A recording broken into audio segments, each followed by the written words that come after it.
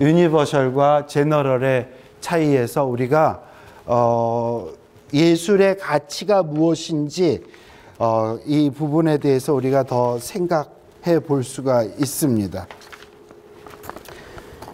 자, 그렇게 되면 우리가 우리의 생각을 좀 더 발전시켜 나갈 수 있을 텐데, 자, 우리는 점점 이 모네가 양산을 든 여인의 무엇을 그렸는지에 대해서 조금씩 더 다가가고 있습니다.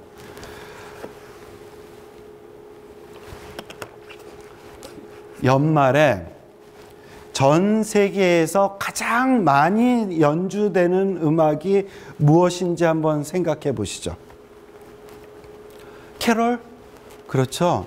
캐롤 많이 연주됩니다. 그런데 12월 26일 날 캐롤은 좀 듣기 좀 그렇지 않나요?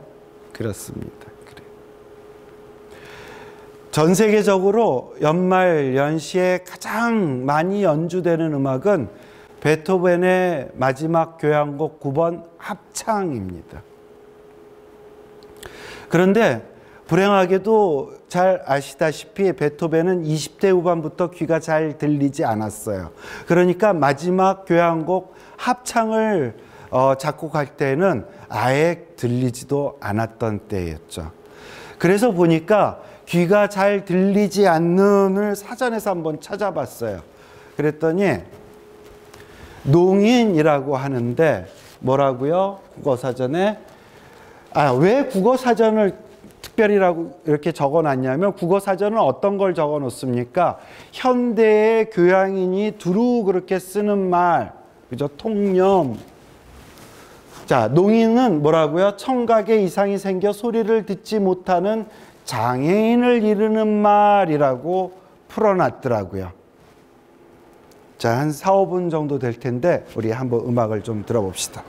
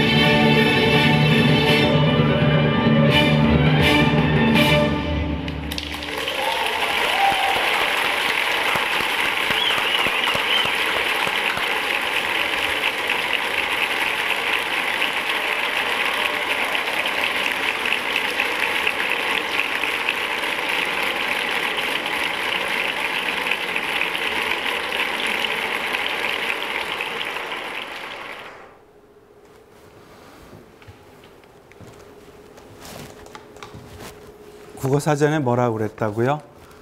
귀가 안 들리는 사람이 농인이라고. 자, 이 영상은 바르셀로나에서 조금 떨어져 있는 작은 소도시에서 열렸던 거리 공연을 따온 겁니다. 여기서 우리 한 가지 분명히 생각할 수 있는 것은 베토벤에게 지금 농인이 아까 그 국어사전에 그렇게 나왔다고 그랬는데 소리가 없나요? 아니죠. 그래요. 이렇게 아름다운 소리가 그에게 있었어요. 그러니 청각에 이상이 있는 장애인이라고, 장애인, 자, 말이 좋아서 그렇지 이거 뭘 말하고 싶은 겁니까? 병신이란 뜻을 얘기하고 싶은 거죠. 못 듣는 병신인가요? 그렇지 않죠. 만약에 지금 아까 국어사전처럼 농인을 인지한다면은 우리 지금 베토벤의 이 음악을 들은 우리 입장에서 누가 장애인입니까? 우리가 장애인이죠. 이런 말을 쓰는 우리가 장애인이지 베토벤이 장애인이라고 얘기할 수 있을까요? 그래요. 자, 우리 농인의 농자를 한번 다시 보려고 합니다. 농인의 농자. 농인의 농자를 이제 우리는 이제 인간은 언어적 존재라고 얘기를 하는데 농인의 농자를 이렇게 보니까 어떻게 쓰여 있습니까? 용자에, 그죠? 용자에 그 아래 뭐가 있습니까? 귀 이자가 있어요. 그러니까 농인할 때 농자는 못 듣는 사람이란 뜻으로 생겨난 단어가 아니라 용의 소리를 듣는 사람이란 뜻으로 생겨난 단어입니다. 자, 우리 지금 베토벤의 음악을 듣고 나니까 그래요. 베토벤에게 소리가 없었습니까? 아니요. 천상의 소리가 있었습니다. 우리에게도 없는. 그를 병신이라고, 장애인이라고 얘기하고 산다면은 그렇게 말하는 우리가 장애인인 것이죠. 우리는 인간은 언어적 존재입니다. 우리 동물과 다른 아주 중요한 특성이 바로 인간은 언어를 쓴다인데 우리 인간의 언어는 어떻게 탄생하냐면은 어떤 현상이나 뭐에 대해서 부정적인 면, 나쁜 점을 드러내려고 탄생한 언어는 이 세상에 하나도 없어요. 자, 한 가지 이 농인의 농자에서도 볼 수 있듯이 못 듣는다는 뜻으로 쓴 게 아닙니다. 뭐죠? 듣는다는 뜻으로 썼어요. 용의 소리를 듣는다. 아, 그러니까 사람의 소리는 잘 안 들려도 그에게 소리가 없는 게 아니라 우리가 못 듣는 소리를 듣는다. 누가 증명하니까? 베토벤이. 거듭 말하지만 우리는 언어를 쓰는 존재로서 동물, 짐승과 구별이 됩니다. 우리의 언어는 어떻게 탄생하냐면은 욕설이나 남을 비난하는 것 또는 부정적인 것을 부각시켜서 처음에 나온 언어는 하나도 없더라. 그것의 장점, 속성을 가지고 했더라. 그래. 농인도 그렇듯이 모두 그렇습니다.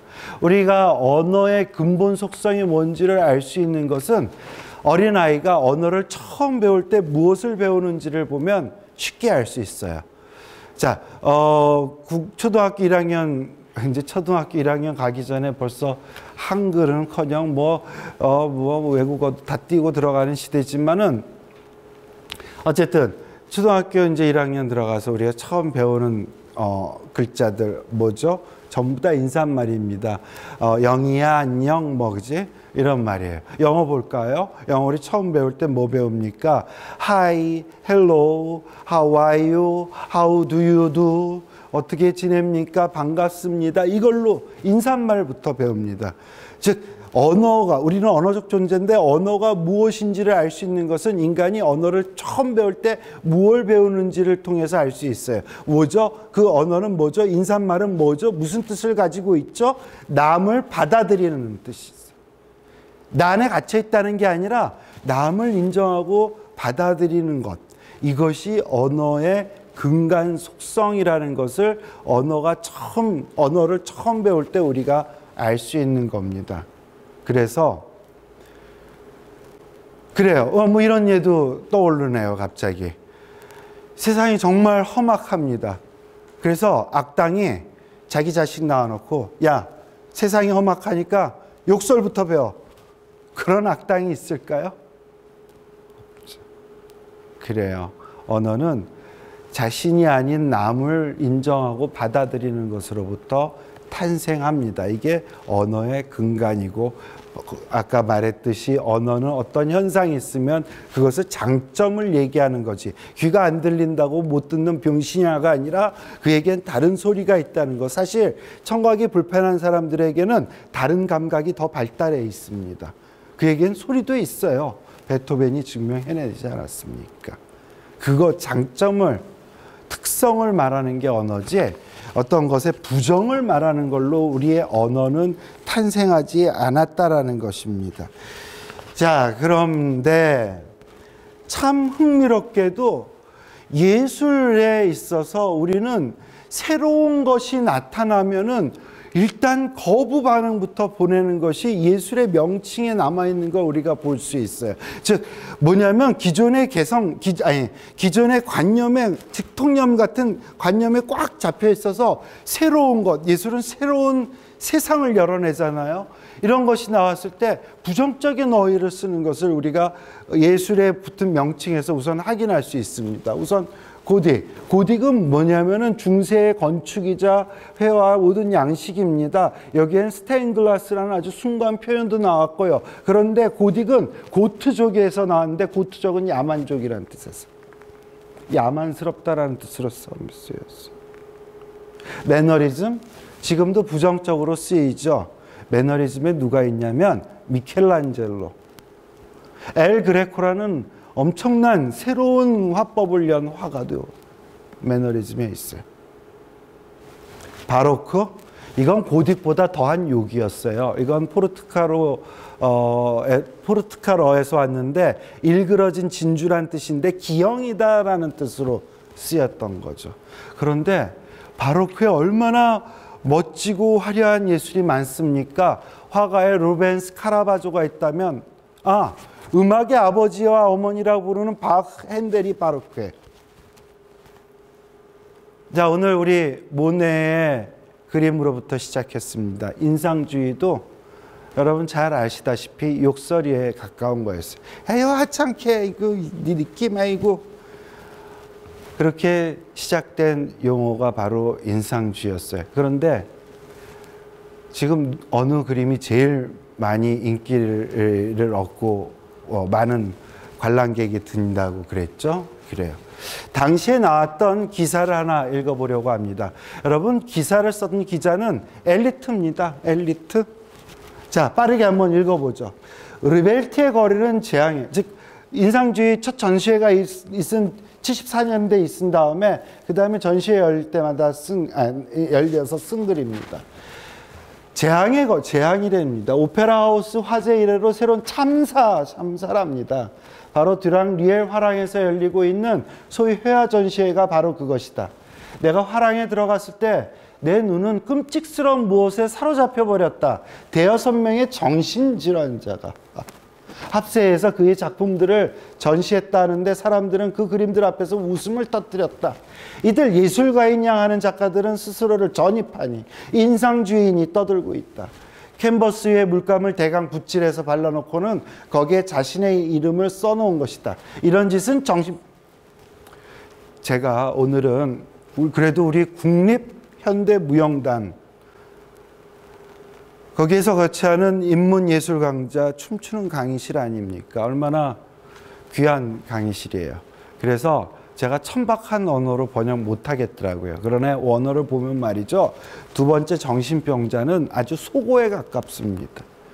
그래서 귀한 분들 만나서 제가 좀 깨끗하게 번역했는데 직역하면 미친놈들이라고 번역해야 돼요. 그 뜻으로 갑시다. 미친놈들이 길바닥에서 주운 돌을 다이아몬드라 우기는 것처럼 웃기는 일이다. 누가? 엘리트가. 심지어 이 당시에는 어땠냐면 임산부에게 위험하니 그 전시회 가지 마시오라고 신문에 기사가 나올 정도였었습니다.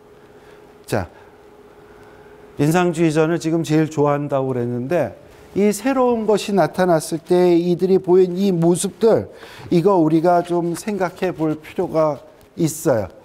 즉 자신의 편견에 사로잡혀 갖고, 그죠? 예수의 아까 명칭들 고딕부터 새로운 것을 받아들이지 못하는 관념들에 대한 것들이 인상주의에서도 이렇게 있었던 거죠.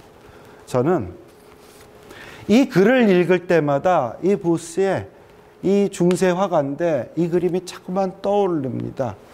이건 이제 중세 유럽화라서 성화인데 여기 십자가 진 예수를 빼고 여기다가 저기 인상주의 화가를 대신 넣읍시다. 주위 사람들 얼굴 표정을 좀 볼까요?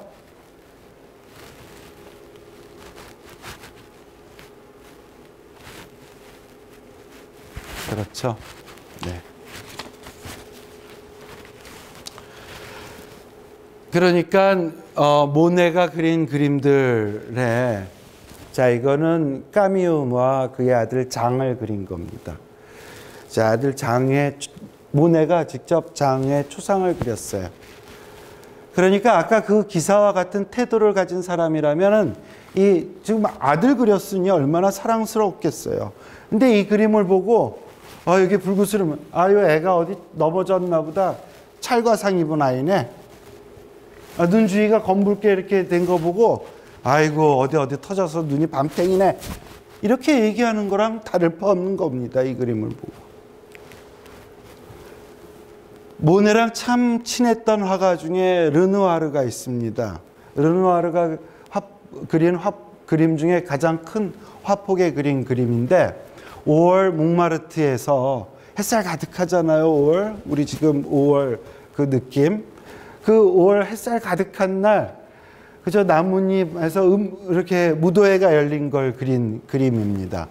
어때요? 이 그림을 보고 있으면 그저 햇살 가득한 날 음악이 들리는 것 같지 않나요? 그죠? 그런데 아까와 같은 태도를 가졌다면은, 자 나뭇잎 사이로 지금 점점이 햇살이 들어와서 이렇게 점점이 이렇게 밝은 햇살이 이렇게 있어요.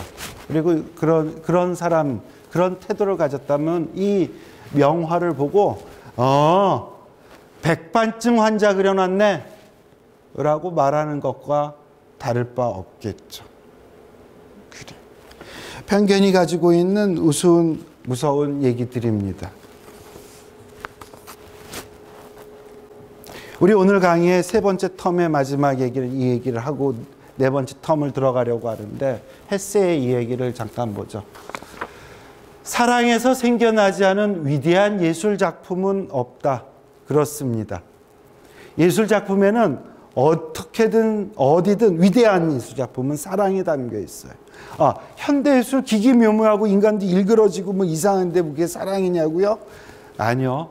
현대에 와서 인간들이 왜곡되고 이렇게 인격들이 훼손되는 것들을 염려해서 그런 모습들을, 우리의 본 모습은 진짜 그러지 않냐고 우리에게 알려주기 위해서 그렇게 그린 겁니다. 염려는 사랑의 또 다른 이름이기도 하거든요. 그 다음 말이 더 중요합니다. 오히려 오로지 비난이나 심지어 남의 실패를 기뻐하는 마음에 빠져드는 사람이라면, 자 여기서 한 가지 생각해 볼 것이 있는데, 비난과 비판은 좀 구별해야 됩니다. 예전에 내가 쓴 책에 비판이라는 것에 대해서 설명한 적이 있는데, 비판은 말이죠, 생명이 어디입니까? 생명체가 살아나가는 방법이에요. 비판에 대해서 지금 우리가 정확한 언어적 동물로서 우리가 언어를 잘못 오용하고 있는데, 비판은 생명체가 살아나가는 방식을 닮았어요. 무슨 얘기냐면은, 생명체는 자신의 환경에 적응해야 되겠죠. 그런데 어려운 환경이 있으면 어떻게 해야 될까요? 그것에 비판적 자세를 취하면서 그 환경에 적응해 나가죠. 이게 적응이 바로 비판의 본뜻입니다. 그래서 비판은 말이죠, 남을 깔아뭉개는 것이 아니라 궁극적으로 뭘 지향하냐면 조화를 지향을 해요. 너 나랑 다르니까 넌 틀렸어 라고 하는 게 비판이 아니라, 비판은 생명체와 같이 조화를 궁극적으로 지향합니다. 그 점에 대해서 우리가 너무, 우리나라에선 비판 그러면 욕설이 난무하기 때문에 이 구절 한번 읽고 넘어가도록 하죠. 비판은 생명체가 생명을 보존하는 방법을 닮았다. 모든 생명체는 주위 환경이 주는 곤란과 불편을 극복하면서 생명을 유지한다. 여기서 놓치지 말아야 할 점은 비판은 궁극적으로 적응하고 조화를 이루기 위한 일이라는 것이다. 아무튼 비판은 사회가 잘 유지되기 위해서 꼭 필요한 생명력이다. 내가 어딘가 다른 책에서 이런 서술을 해놓은 적이 있습니다. 그래요. 근데 비난은 그와 다르죠. 그죠? 우리가 생각하는 조롱하고 근거 없이 헐뜯고 뒷소리나 해대고. 그죠? 그 다음 볼까요? 남의 실패를 기뻐하는 마음에 빠져드는 사람. 간혹 우리 주위에서 봅니다. 남이 잘 못되는 것을 겉으로는 안 그래도 속으로 참 즐거워하는 사람. 뭐라고요? 이 풍성한 세상의 식탁에서 언제나 가난하고 비참한 굶주림만을 느낄 것이다. 그런 사람은 비참하게 굶주릴 것이다 라고 누가? 헤르만 헤세가 얘기를 합니다. 왜? 아까 예전에 우리가 얘기했듯이 첫 번째 텀에 말했듯이 세상은 어떻다고요? 해석한 만큼만 존재하기 때문에 이런 태도로 사는 사람의 세상은 항상 굶주리고 비참할 뿐이다. 헤세가 이렇게 얘기했습니다. 자, 우리 이제 드디어 클로드 모네가 양산을 든 여인의 무엇을 그렸는지 접근해서 들어갈 수 있을 겁니다.